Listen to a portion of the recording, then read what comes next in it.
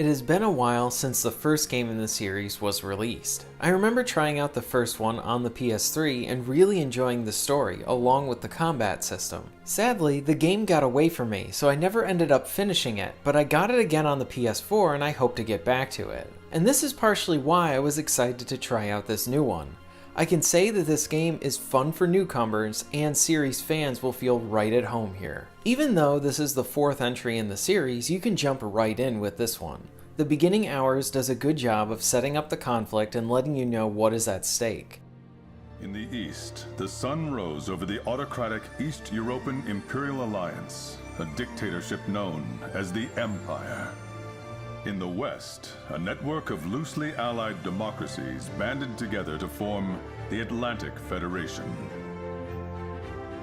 Both powers depended on a precious mineral, Ragna.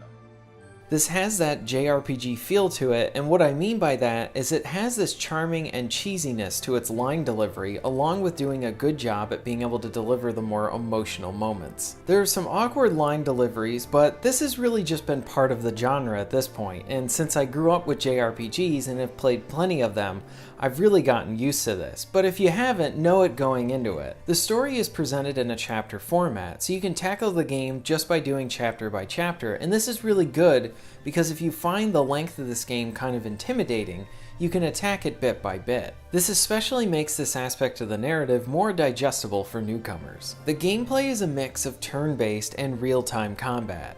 When it's your turn, the player will have a certain amount of command points that they can use. Command points let you control a specific unit on the field.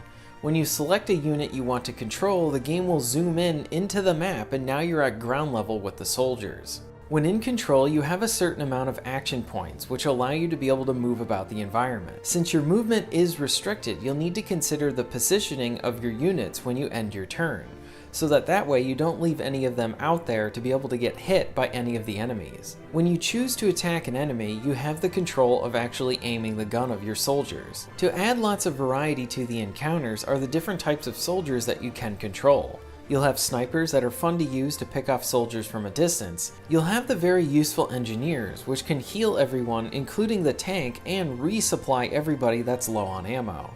The positioning of your troops is really important, especially with your tank, as the weak point on it is on the back, and you need to be mindful of this at all times. All of these elements creates a very engaging combat system that rewards you for thinking through your turns and considering the position of your units. I love how you essentially get to play the commander of the battle like in an RTS game, while also being the soldier that you would typically see in a shooter. Command points can also be stored for later turns, as unused ones are rolled over. While in battle, you'll need to try and capture control points and bases to help your soldiers recover and then prevent the enemy from calling in reinforcements, along with allowing you to call in backup. While I have only played the beginning hours, the game did a great job at pulling me in. Part of this is because the visuals are so awesome. The game has a unique art style that really helps it stand out from others. But the game presents itself with a story that I found myself getting interested in from the first moment, and then once I was able to control the soldiers within combat, I enjoyed that as well. Thank you very much for watching. If you enjoyed this video, please check out some of my other ones, and if you'd like to help support the channel, check out my Patreon page at the end of this video and the description down below. Thanks again, and let me know if you've played this game or any in the series and what you think of the new one, and I'll see you next time.